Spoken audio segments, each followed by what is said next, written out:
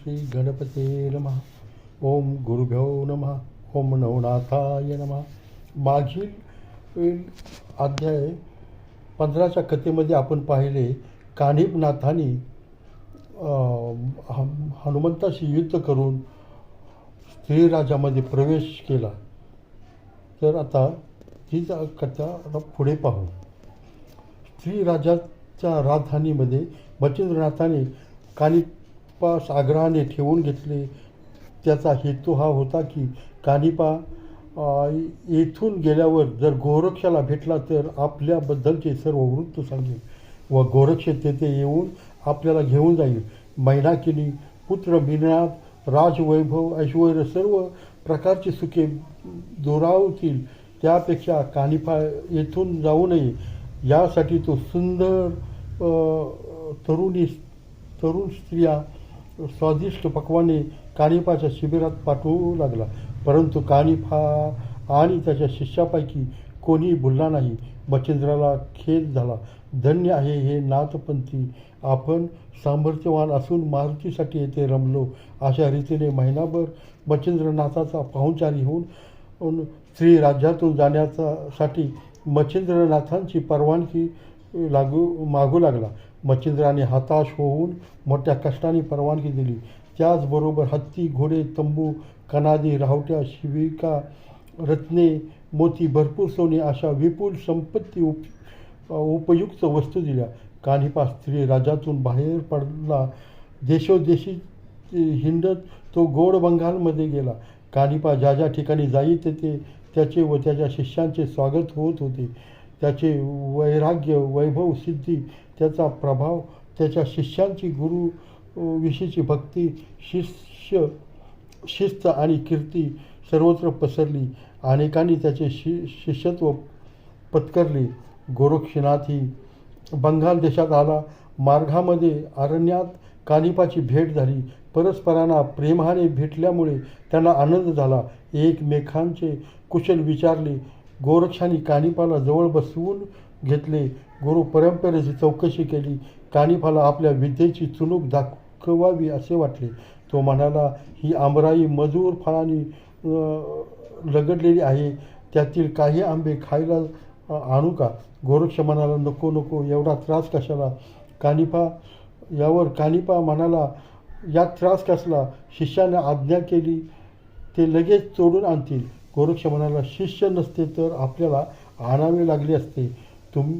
तुम्ही तुमच्या विद्येच्या प्रभावाने जागा न सोडता इथे आंबे आणा.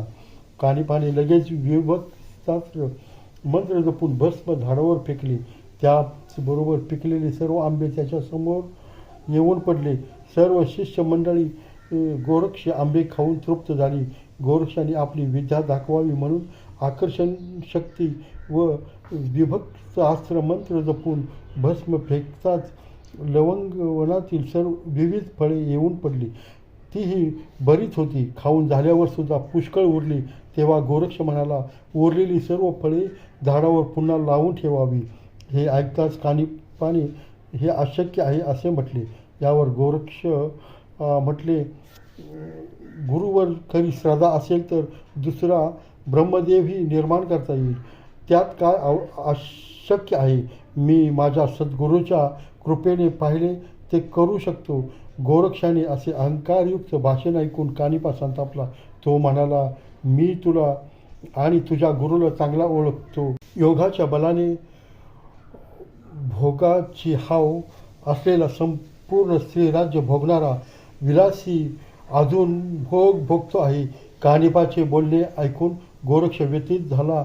म्हणाला, तुझा गुरु तर 10 वर्ष लिदीच्या ढिगाऱ्यात कुजत पडला आहे. त्यावर स्वतःचा उद्धार करता येत नाही, दुसऱ्याला काय उद्धारणार? मोठ्या दिमाखात शिष्याचा तांडा घेऊन फिरतोस. हेलापट्टणला जाऊन पहा. राजा गोपीचंदाने वस्तादपणा करून तुझ्या गुरुला खड्ड्यात पुरले आहे. माझा गुरु असा कमजोर नाही. मारुती सकट सर्व देवांना पराभूत केले आहे. आता पहा त्याचा प्रभाव. असे म्हणून मंत्र जपतात सर्व फळे फांदीला लगडली. ते पाहून कानिपा प्रभावित झाला. गोरक्ष त्याने आलिंगन दिले व त्याच्या सामर्थ्याची स्तुती केली. जालिंदरनाथाचा शोध लागला म्हणून त्याला धन्यवाद दिले. राजा गोपीचंद आपल्या गुरूंची अशा प्रकारे दशा केली हे समजल्याने त्याला संताप आला. तो वेगाने हेलापट्टणकडे निघाला. गोरक्षही कानिफाकडून गुरु मच्छिंद्राचा ठावठिकाणा कळल्याने समाधानी होऊन श्रीराजाकडे जाण्यास निघाला. आपले 700 शिष्य व वैभव घेऊन कानिफा हेलापट्टणच्या अरण्यात येऊन राहिला. कानिफाची व त्याच्या दिमागदार वैभवाची वैराग्य सिद्धी यासंबंधी कीर्ती राजा गोपीचंदाच्या कानावर गेली होती.